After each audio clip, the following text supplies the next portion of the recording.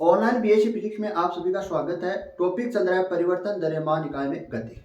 परिवर्तन द्रव्यमान निकाय में गति में हम क्या पढ़ रहे हैं? रॉकेट की गति के बारे में पढ़ रहे हैं। रॉकेट की गति में हम क्या निकाल रहे हैं? रॉकेट का अधिकतम वेग निकाल रहे हैं, मतलब अंतिम वेग कितना जा रहा है। तो हमारे पास पिछली वाली क्लास में हमने कहाँ तक किया था?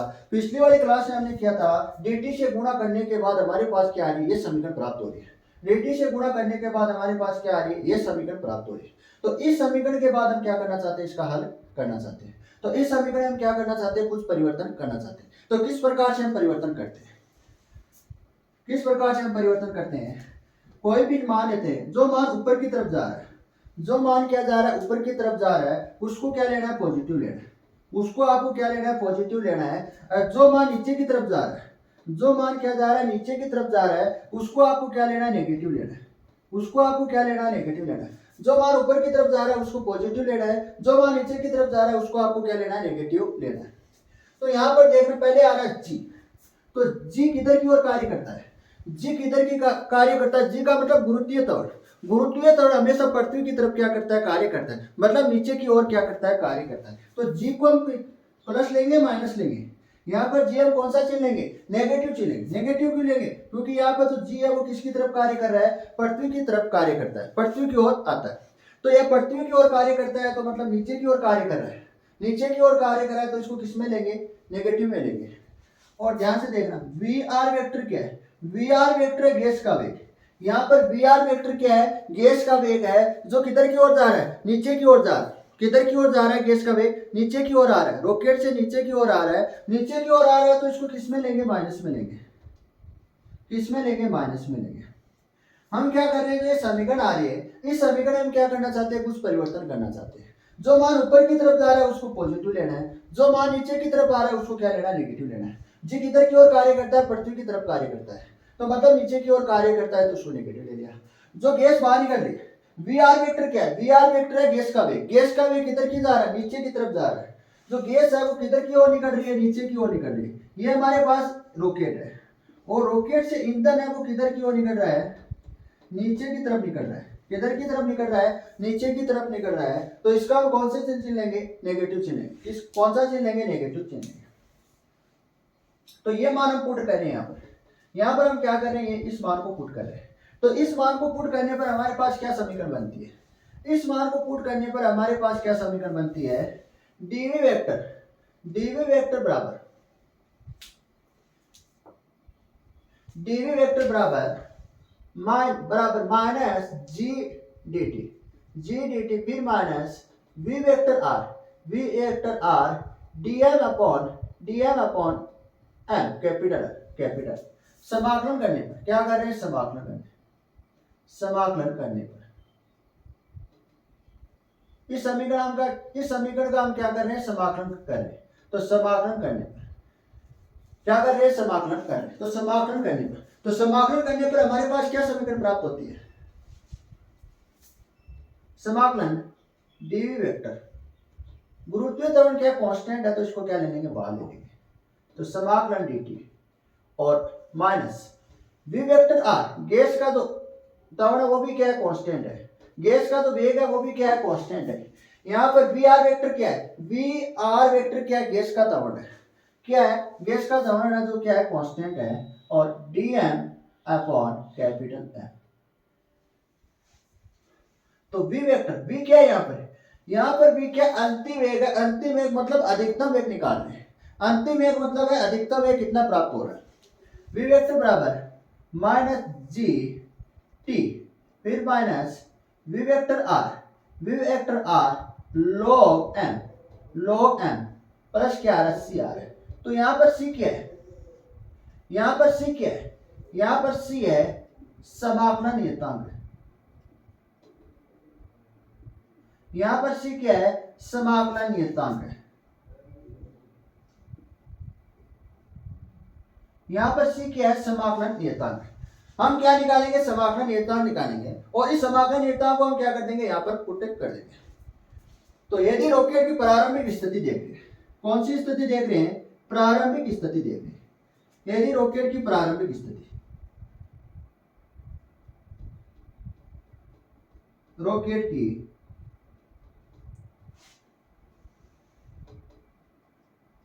कौन सी स्थिति देख रहे हैं? प्रारंभ स्थिति देख रहे हैं, प्रारंभ स्थिति। कौन सी स्थिति देख रहे हैं? प्रारंभ स्थिति। प्रारंभ स्थिति का मतलब ये है, प्रारंभ का मतलब होता है t बराबर 0 सेकेंड।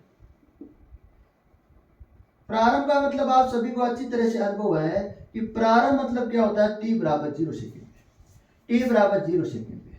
तो जब रॉकेट विराम अवस्था में होती है, कौन सी अवस्था में होती है? लॉन्च करने से पहले किस अवस्था में होती है रॉकेट? विराम अवस्था में होती है। किस अवस्था में होती है? विराम अवस्था में होती है। तो विराम अवस्था में हम क्या देखना चाहते हैं? रॉकेट की स्थिति देखना चाहते हैं। तो विराम अवस्था में रॉकेट की स्थिति t बराबर कितना आ रहा है? समय कितना आ रहा है? 0 आ रहा है। 0 क्यों आ रहा है? क्यों? कौन सी स्थिति देख रहे हैं? प्रारंभ देख रहे हैं। प्रारंभ का मतलब है t बराबर 0 से। जो वेग है वो कितना लेंगे प्रारंभ में? v वेक्टर नॉट लेंगे। कितना लेंगे? v वेक्टर नॉट लेंगे। और कैपिटल M के स्थान पर हम क्या लेंगे? कैपिटल M के स्थान पर हम क्या लेंगे? m नॉट लेंगे। कैपिटल M नॉट लेंगे। क्या लेंगे? Capital M। ये मान हम कहाँ रख दें? यहाँ पर रख दें। ये मान हम कहाँ रख दें? t बराबर 0 सेकेंड और v बराबर v नॉट और m बराबर m नॉट कहाँ रख दें? इस समीकरण में पुट कर दें। ये मान हम कहाँ पुट करते? इस समीकरण में पुट करने पर। तो v वेक्टर बराबर क्या होगा? v वेक्टर बराबर होगा v वेक्टर नॉट। क्या होगा? v वेक्टर नॉट होगा। तो v vector naught g minus g into में क्या आ रहा है? 0 आ रहा है। क्या आ रहा है? 0 आ रहा है। फिर minus v vector r log m के स्थान पर, कैपिटल M के स्थान पर हम क्या लिखेंगे? कैपिटल M नॉट लिखेंगे। क्या लिखेंगे? कैपिटल M नॉट लिखेंगे। और प्लस क्या आ रहा है? c आ रहा है। तो हम क्या निकालना चाहते हैं? c का मान निकालना चाहते हैं, समाकलन का मान निकालना चाहते हैं। तो समाकलन ध्यान से देखना, v नॉट वेक्टर इसको हम क्या, ये तो क्या हो जाएगी? ये टर्म तो क्या हो जाएगी? 0 हो जाएगी। और बाद में कौन सी टर्म? a टर्म बच रही। इस टर्म को मैं क्या कर दूं? इधर पक्षांतर कर दूं। तो ये किस में है? माइनस में। इधर आगे किस में हो जाएगी? प्लस में हो जाएगी। तो plus v vector r log m not, ये हमारे पास क्या आ गया? समाकलन नियतांक का मान आ गया। तो समाकलन नियतांक का मान हम कहाँ पुट कर दें? समाकलन नियतांक का मान यहाँ इस समीकरण में क्या करें? पुट करें। तो समाकलन नियतांक का मान आ रहा है वो हम कहाँ पुट करें? इस समीकरण में पुट करें। तो v वेक्टर बराबर माइनस जी फिर minus v vector r log capital M, फिर क्या आ रहा है? प्लस आ रहा है।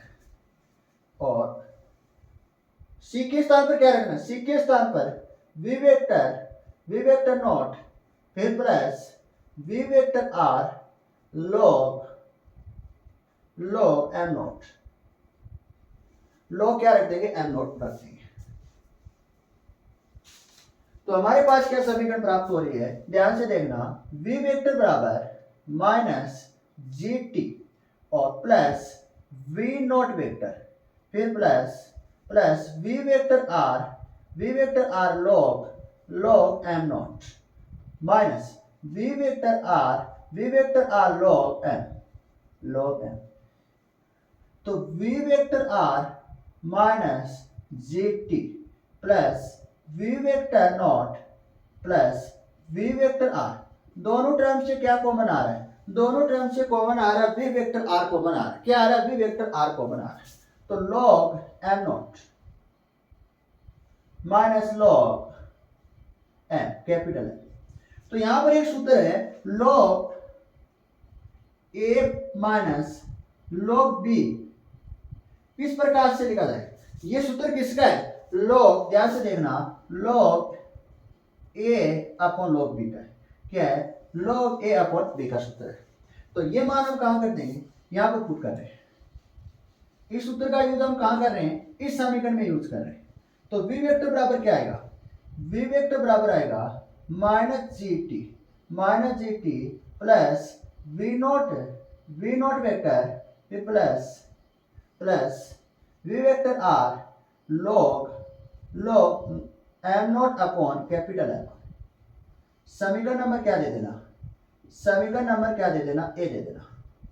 समीकरण के आगे हमारे पास a आ गई।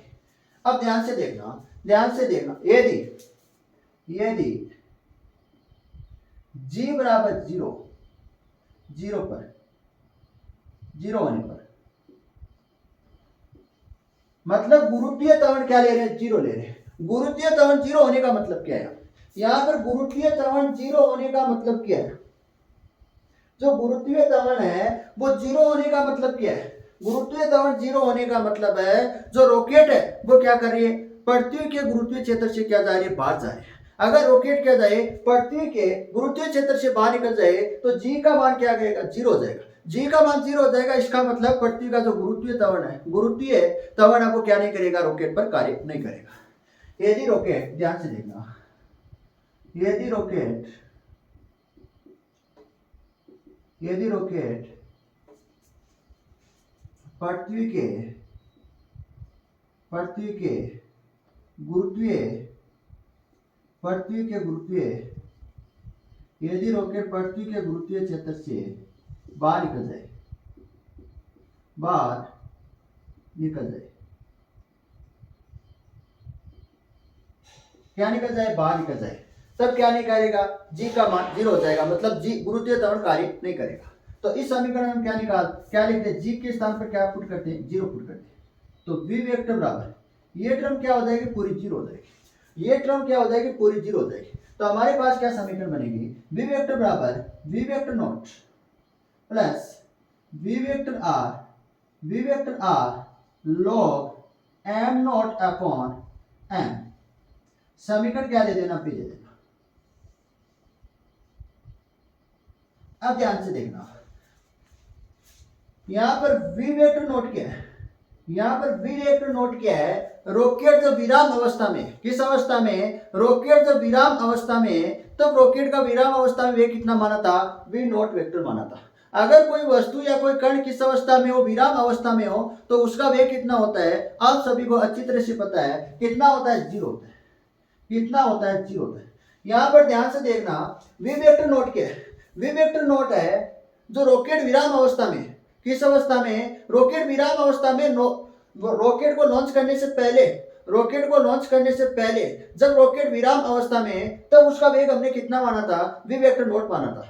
जब कोई भी वस्तु या कोई भी कण किस अवस्था में हो, विराम अवस्था में हो, तो उसका वेग कितना होता है, जीरो होता है। कितना होता है, जीरो होता है। तो यहाँ पर वी वेक्टर नोट कितना होगा, जीरो होगा।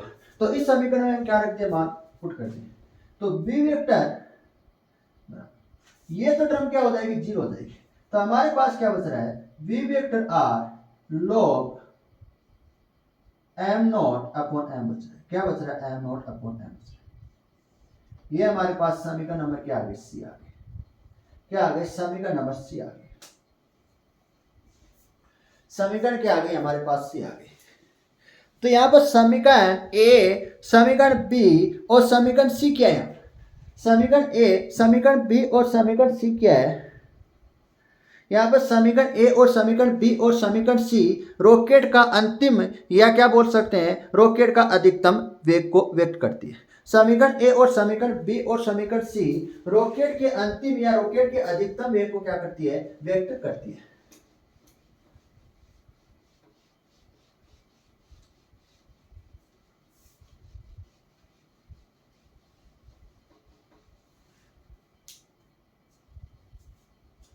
समीकरण, ध्यान से देखना, समीकरण ए, समीकरण बी तथा समीकरण सी रॉकेट के अंतिम वेग, या क्या बोल सकते हैं, अधिकतम वेग बोल सकते हैं। अंतिम वेग या अधिकतम वेग को व्यक्त करती है। क्या करती है, व्यक्त करती है। तो ध्यान से देखना, यहां पर कैपिटल एम क्या है, समीकरण सी में ध्यान से देखना, कैपिटल एम क्या है, यहां पर कैपिटल एम है रॉकेट का ईंधन, रॉकेट का ईंधन खत्म होने का, रॉकेट का ईंधन खत्म, रॉकेट का ईंधन, यहां पर कैपिटल एम क्या है, रॉकेट का ईंधन खत्म होने के बाद का वेग है, खत्म, कंप्लीट होने का बाद का कंप्लीट या खत्म होने के बाद का वेग है, कंप्लीट या खत्म होने के बाद का वेग है। आपको ध्यान रखना है कैपिटल एम क्या है, यहाँ पर कैपिटल एम है, यहाँ पर कैपिटल एम क्या है, रॉकेट का ईंधन खत्म होने के बाद, जब रॉकेट का ईंधन कंप्लीट खत्म हो जाता है तब रॉकेट का वेग जो द्रव्यमान है वो कितना होता है। यदि रॉकेट का जो ईंधन है वो कंप्लीट खत्म हो जाता है तो उसके बाद जो रॉकेट का जो द्रव्यमान है वो कितना मानते हैं, कैपिटल एम आना है। कितना माना है, कैपिटल एम आना है। और एम नोट क्या है, रॉकेट का प्रारंभिक द्रव्यमान है। रॉकेट का क्या है, प्रारंभिक द्रव्यमान है। मतलब जब रॉकेट किस अवस्था में हो, विराम अवस्था में हो, तो विराम अवस्था में हो तो इस अवस्था में रॉकेट का द्रव्यमान कितना है, कैपिटल एम नॉट। कितना है, कैपिटल एम नॉट। यहां पर क्या आ रहा है, capital m naught upon capital m का क्या आ रहा है, अनुपात आ रहा है। तो ये अनुपात अधिकतम कितना होता है, ये अनुपात अधिकतम होता है 4 होता है, इससे अधिक नहीं हो सकता। अगर हम इससे अधिक रखेंगे, कैपिटल एम नॉट और कैपिटल एम का अनुपात हम 4 से अधिक रखेंगे तो रॉकेट का जो द्रव्यमान है वो क्या हो जाएगा, बहुत ही अधिक हो जाएगा। क्या हो जाएगा, बहुत अधिक हो जाएगा। इसलिए इससे क्या नहीं रख सकते, 4 से अधिक, 4 से अधिक नहीं रख सकते। जो कैपिटल एम नॉट और अपॉन में जो एम आ रहा है, कैपिटल एम आ रहा है, इन दोनों का जो अनुपात है क्या नहीं रख सकते, 4 से या 4 से अधिक नहीं रख सकते। क्यों नहीं रख सकते, क्योंकि यदि हम 4 से अधिक रखते हैं तो रॉकेट का जो द्रव्यमान है वो क्या हो जाएगा, बहुत ही अधिक हो जाएगा, बहुत भारी रॉकेट बन जाएगी। तो जो द्रव्यमान है वो कितना रखना है आपको, दोनों का जो अनुपात है अधिकतम कितना रखते हैं, अधिकतम कितना रखते हैं, 4 रखते हैं, इससे अधिक नहीं रख सकते, अधिकतम है। और वी आर वेक्टर क्या है, वी आर वेक्टर गैस का वेग। क्या है, गैस का वेग। तो गैस का वेग हम अधिकतम कितना रख सकते हैं, गैस का वेग हम अधिकतम कितना रख सकते हैं, 2.4 किलोमीटर पर सेकंड। कितना रख सकते हैं, 2.4 किलोमीटर पर सेकंड रख सकते हैं। जो गैस का वेग है वो हम अधिकतम कितना रख सकते हैं, 2.4 किलोमीटर पर सेकंड रख सकते हैं। कितना रख सकते हैं, गैस का वेग अधिकतम 2.4 किलोमीटर पर सेकंड रख देते हैं। ये दोनों मान हम कहाँ रखते हैं, समीकरण सी में रखते हैं। तो हमारे पास अधिकतम वेग कितना आएगा, क्या निकालेंगे, अधिकतम वेग निकाल रहे हैं। क्या निकाल रहे हैं, अधिकतम वेग निकाल रहे हैं।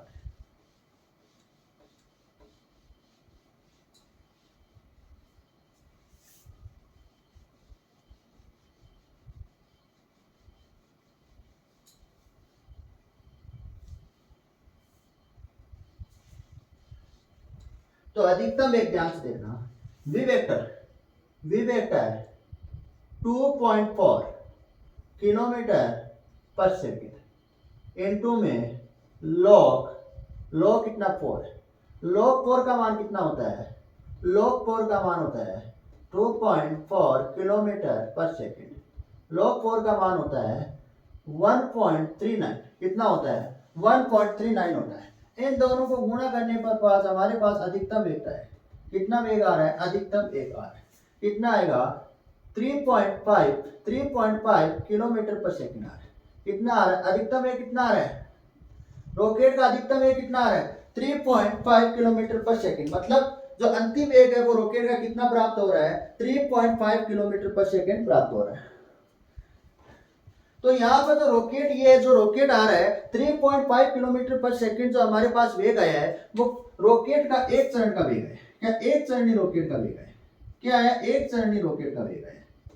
एक चरणी रॉकेट का मतलब क्या है, यहाँ पर ध्यान से देखना, एक चरणी रॉकेट का मतलब क्या है। हमारे पास देखना, ये रॉकेट है और एक ही चरण में क्या भरा हुआ है, द्रव्यमान भरा हुआ है। हमारे पास ये एक चरण, क्या, एक ही चरण, और इस चरण में क्या भरा हुआ है, ईंधन भरा हुआ है। क्या भरा हुआ है, ईंधन भरा हुआ है। और ये ईंधन खत्म होने के बाद जो रॉकेट का जो वेग है वो कितना प्राप्त हो रहा है, 13.5 किलोमीटर पर सेकंड प्राप्त हो रहा है। कितना प्राप्त हो रहा है, 13.5 किलोमीटर पर सेकंड प्राप्त हो रहा है। यहाँ पर ध्यान से देखना, तो 3.5 किलोमीटर पर सेकंड है। कौन सी रॉकेट का वेग है, एक चरणी रॉकेट का वेग है। कौन सी रॉकेट का वेग है, एक चरणी रॉकेट का वेग है। एक चरणी रॉकेट का वेग, एक चरणी रॉकेट का वेग कितना प्राप्त हो रहा है, 3.5 किलोमीटर पर सेकंड प्राप्त हो रहा है। तो यहां पर ध्यान से देना, एक सरणी रॉकेट का मतलब होता है ऐसा चरण ऐसा चरण रॉकेट में क्या हो, एक ही चरण विद्यमान हो। ऐसा रॉकेट जिसमें क्या हो, एक ही चरण विद्यमान हो, एक ही चरण विद्यमान हो, और एक ही चरण में एक और चरण में क्या भरा जाता है, चरण में भरा जाता है ईंधन। चरण में क्या भरा जाता है, ईंधन भरा जाता है। और एक चरण रॉकेट का मतलब होता है, रॉकेट में क्या होता है, एक ही चरण होता है जिसमें क्या भरा जाता है, ईंधन भरा जाता है। और इस रॉकेट का वेग अधिकतम कितना प्राप्त हो रहा है, अधिकतम कितना प्राप्त हो रहा है, 3.5 किलोमीटर पर सेकंड प्राप्त हो रहा है। कितना प्राप्त हो रहा है, 3.5 किलोमीटर पर सेकंड हमको वेग प्राप्त हो रहा है। तो रॉकेट का, एक चरणी रॉकेट का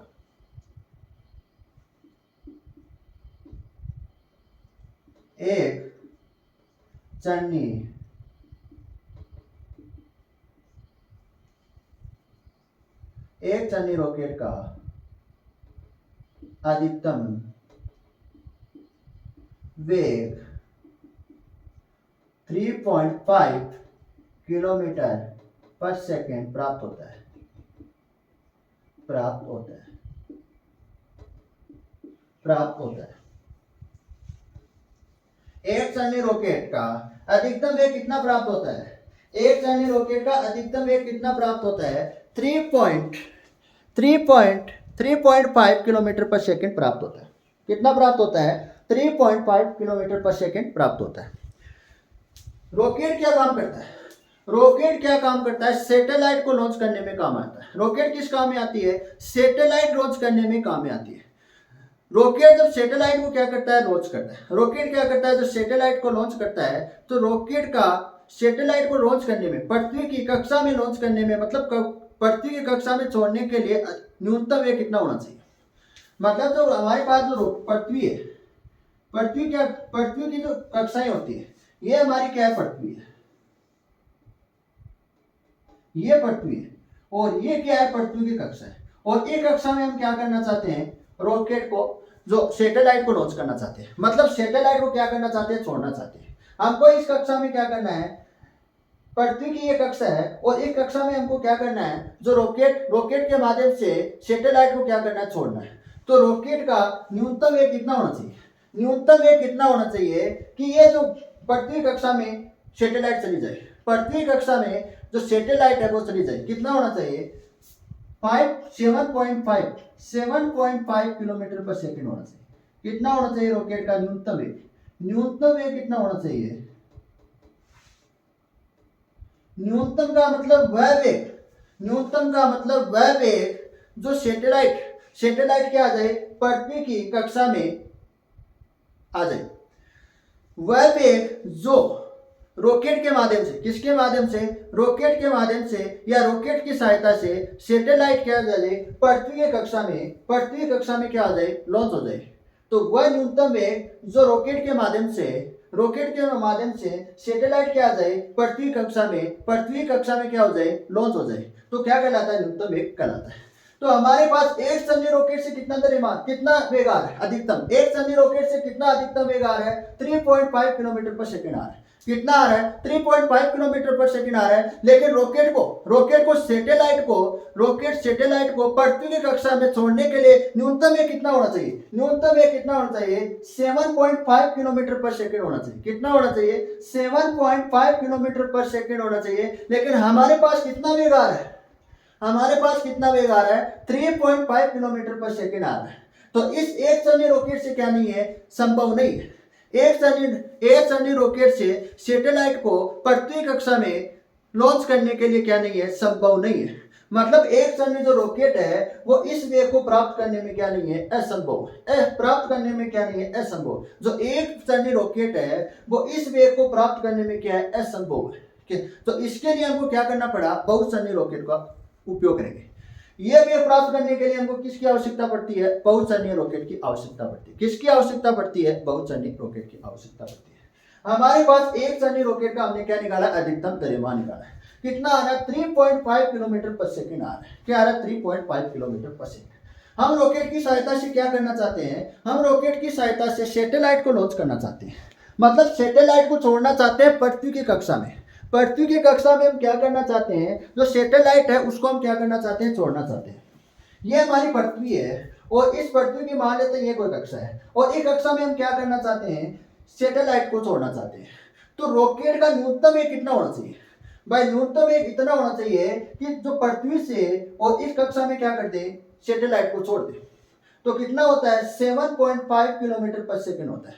लेकिन एक सनी रॉकेट का अधिकतम वेग कितना प्राप्त होता है, 3.5 किलोमीटर पर सेकंड होता है। तो इस वेग से क्या नहीं कर सकते, रॉकेट की सहायता से सैटेलाइट को लॉन्च नहीं कर सकते। तो हमें किसकी आवश्यकता पड़ी, बहुसरणी रॉकेट की आवश्यकता पड़ी। किसकी आवश्यकता पड़ी, बहुसरणी रॉकेट की आवश्यकता पड़ी। तो आपको पहले क्या लिखनी है, एक लाइन लिखनी है, उसके बाद आपको इसी में हेडिंग लगानी है बहुसरणी रॉकेट।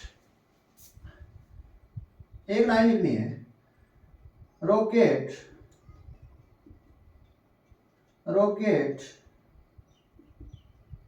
सैटेलाइट को पृथ्वी की कक्षा में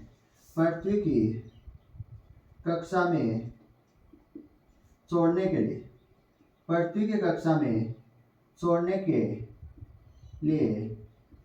लिए न्यूनतम वेग कितना होता है,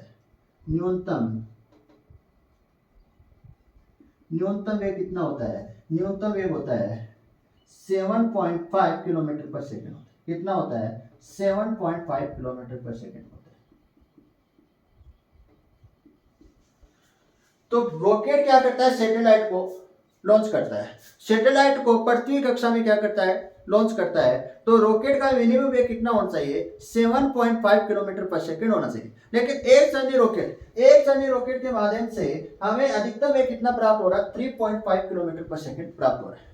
तो ये जो रॉकेट है ये वेग प्राप्त नहीं कर सकता। एक सनी रॉकेट क्या नहीं कर सकता, ये वेग प्राप्त नहीं कर सकता। तो हमें किसकी आवश्यकता पड़ी, बहुसरणी रॉकेट की आवश्यकता पड़ी। तो अगली वाली इसी में हेडिंग लगानी है, बहुसरणी रॉकेट। इसी में आपको हेडिंग लगानी है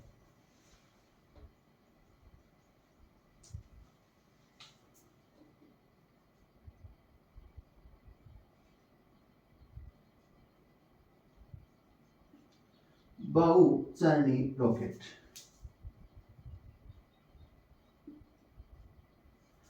बहुचरणी रॉकेट क्या होती है, ध्यान से देखना। बहुचरणी रॉकेट क्या होती है, ध्यान से देखना। बहुचरणी रॉकेट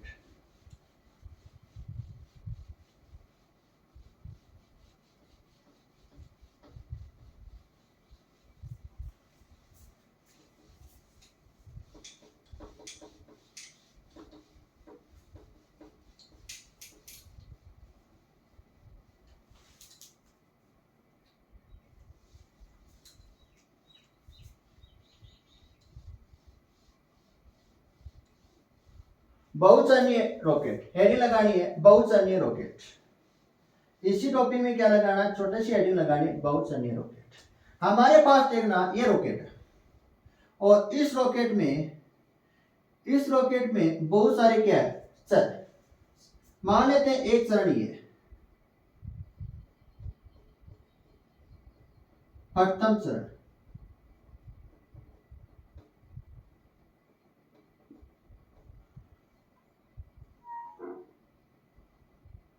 और ये क्या है, द्वितीय चरण। इस चरण में क्या भरा होता है, इस चरण में भरा होता है ईंधन। क्या भरा होता है, ईंधन भरा होता है। ये द्वितीय चरण। इस चरण में क्या भरा होता है, ईंधन भरा होता है।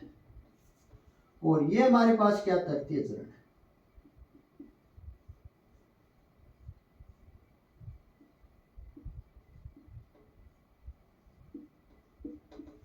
जब बहुचरणीय रॉकेट को लॉन्च किया जाता है तो पहले क्या होता है, प्रथम चरण से लॉन्च होता है। जब प्रथम चरण से क्या निकलती है, गैस बाहर निकलती है। जब प्रथम चरण कंप्लीट हो जाता है,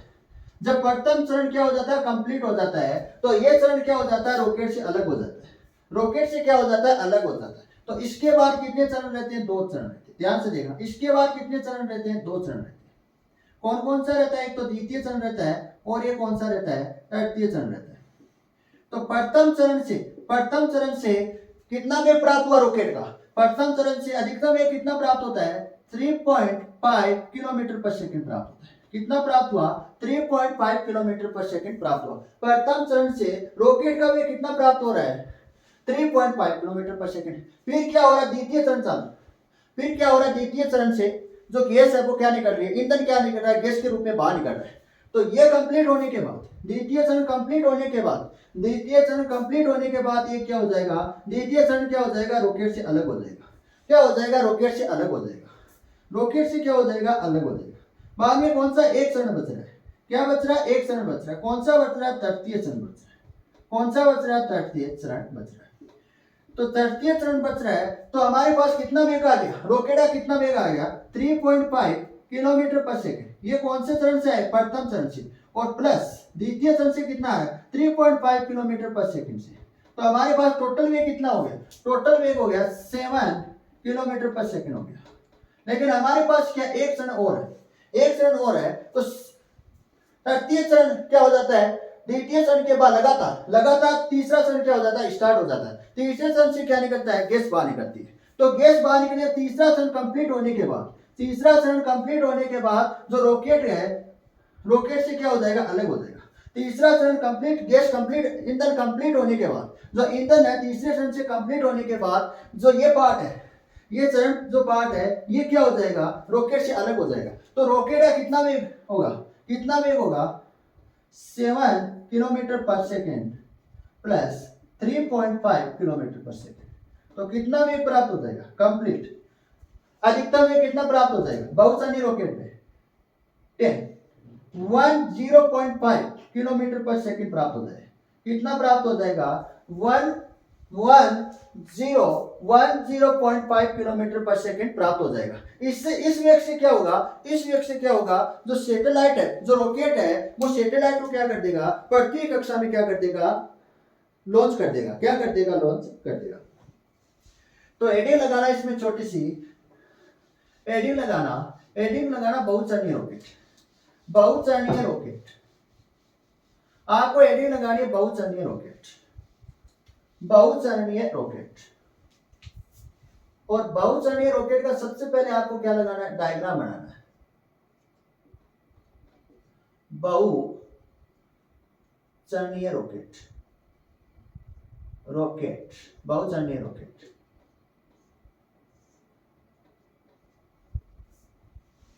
तो सबसे पहले आपको क्या बनाना है? डायग्राम बनाना है।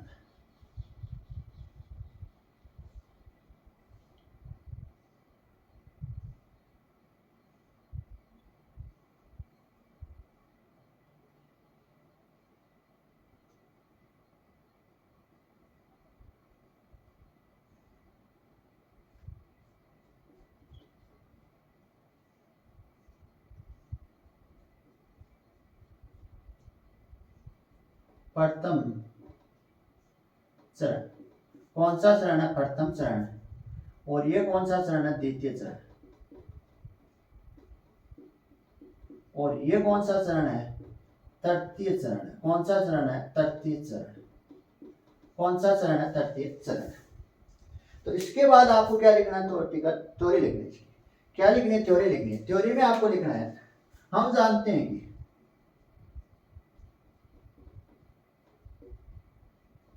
हम जानते हैं कि एक चरनी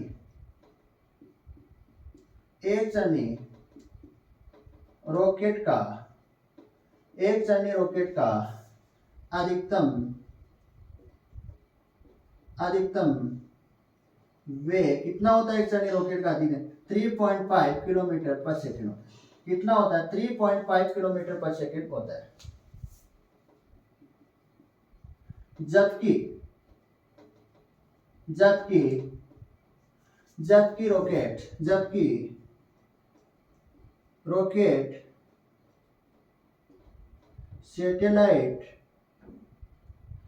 रॉकेट सैटेलाइट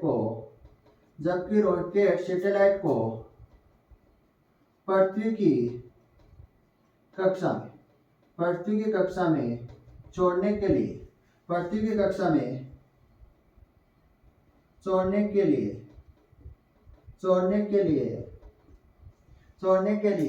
अधिकतम न्यूनतम छोड़ने के लिए न्यूनतम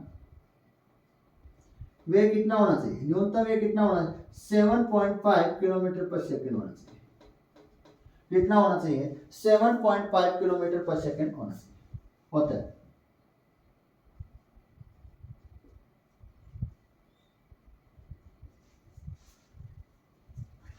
ये मान कौन सा मान कौन सा मान की बात करें, ये मान कौन से मान की बात करें 7.5 किलोमीटर पर सेकंड की बात करें। कौन से मान की बात कर रहे हैं 7.5 किलोमीटर पर सेकंड की बात करें तो ये मान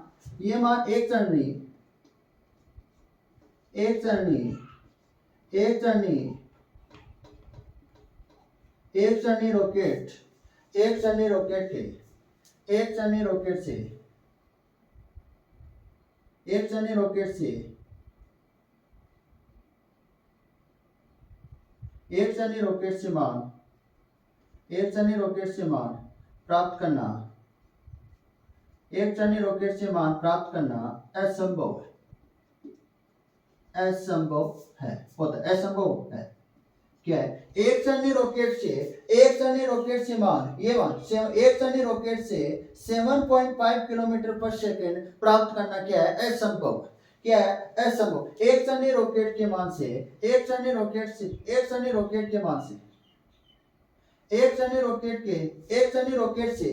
मान प्राप्त करना क्या है असंभव। क्या है असंभव। जो एक चरनी रॉकेट है उससे ये जो 7.5 किलोमीटर जो वेग आ रहा है ये क्या है असंभव है। प्राप्त करना क्या है असंभव है। क्या है असंभव, इसको हम प्राप्त नहीं कर सकते। एक चरनी रॉकेट क्या नहीं कर सकता 7.5 किलोमीटर पर सेकंड वेग को प्राप्त नहीं कर सकता। इसलिए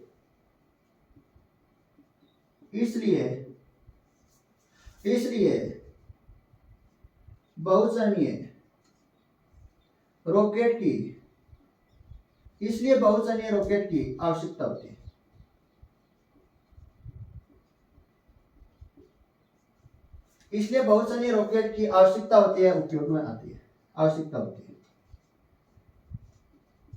बहुचरणीय रॉकेट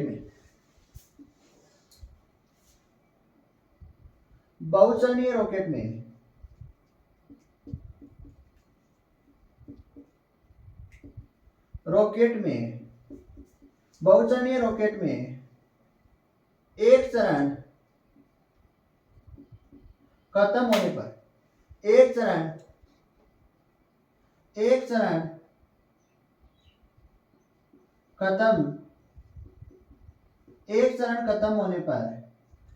चरण खत्म होने पर इस चरण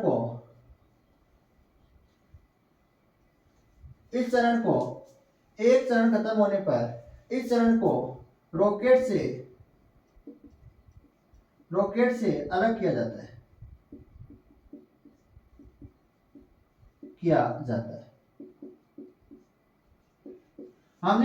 हम बहुचरणीय रॉकेट में क्या होता है एक चरण रॉकेट में से क्या हो जाता है ईंधन खत्म हो जाता है। एक चरण रॉकेट में ईंधन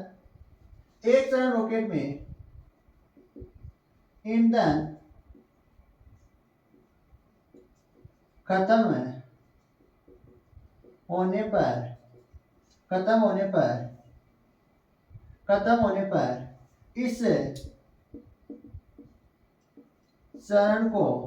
इस चरण को रॉकेट से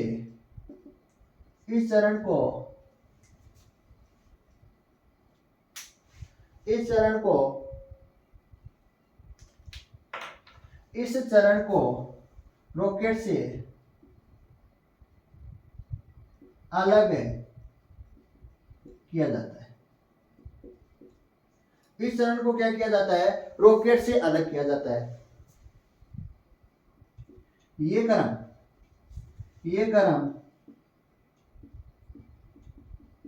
लगातार चलता है। ये क्रम क्या होता है लगातार चलता है। पहले क्या हुआ प्रथम चरण से क्या हुआ ईंधन खत्म हुई तो वेग कितना प्राप्त हो गया 3.5 किलोमीटर पर सेकंड प्राप्त हुआ। फिर क्या हुआ द्वितीय चरण से क्या निकली ईंधन बाहर निकली तो ईंधन गैस के रूप में क्या निकली बाहर निकली और द्वितीय चरण से क्या हो गया ईंधन खत्म हो गया तो द्वितीय चरण को क्या कर दिया रॉकेट से अलग कर दिया। तो ये क्रम क्या हुआ ये क्रम लगातार चलता है जिससे जिससे जिससे रॉकेट के वेग में बढ़ती होती है, जिससे रॉकेट के वेग में वृद्धि होती है, जिससे क्या होती है, रॉकेट के वेग में क्या होती है, वृद्धि होती है। ये क्या हो गया, टॉपिक कंप्लीट हो गया।